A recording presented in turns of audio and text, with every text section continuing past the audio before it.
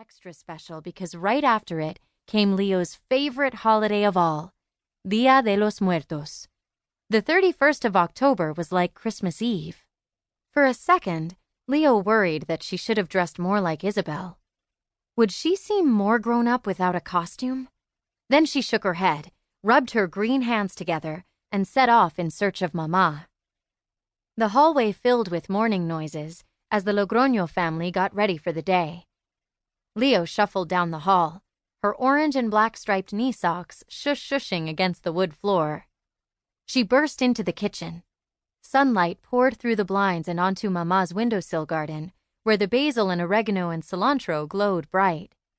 Leo might have a green face, but Mama had the green thumb. "Mwahaha!" Leo screeched at Daddy, who had his back turned as he sprinkled tortilla bits into the eggs scrambling on the stove. "Buenos dias, Leonora." Daddy smiled at her. "I hope you're hungry." Daddy was good at lots of things, like reading bedtime stories and playing guitar, but he knew how to cook only two things: migas, scrambled egg and tortilla topped with a mountain of cheese, and quesadillas, oozing cheese from each slice.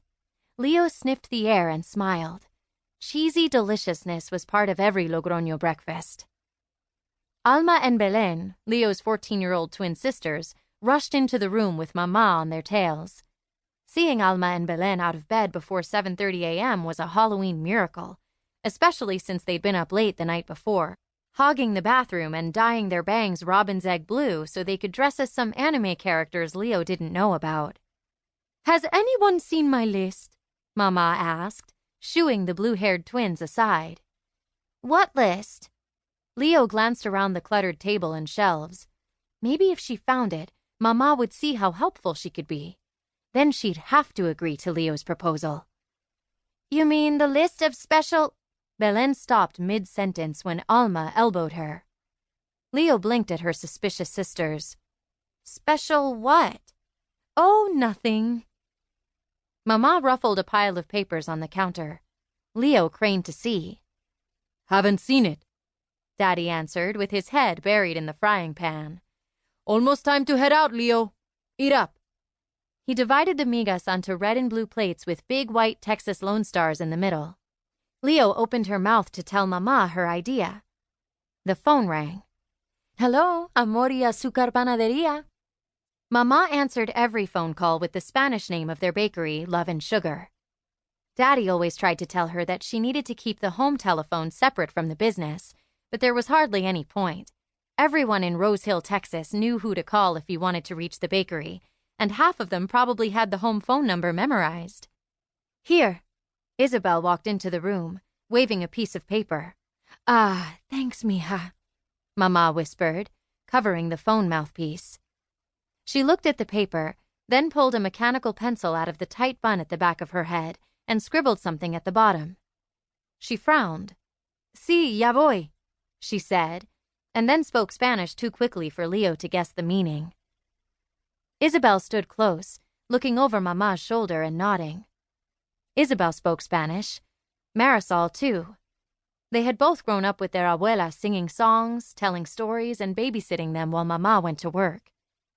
Abuela had been too old to look after babies by the time Alma and Belén were born, but even they were getting better after a year of Spanish classes in school. Leo, who was too young to have known abuela and for Spanish class, couldn't speak more than a few words here and there. Mama hung up the phone. "Otro hechizo," she said softly. Isabel nodded. Leo tilted her head and frowned. Mama only spoke Spanish with customers, or if she didn't want Leo to understand. But that didn't matter now. She had an important goal.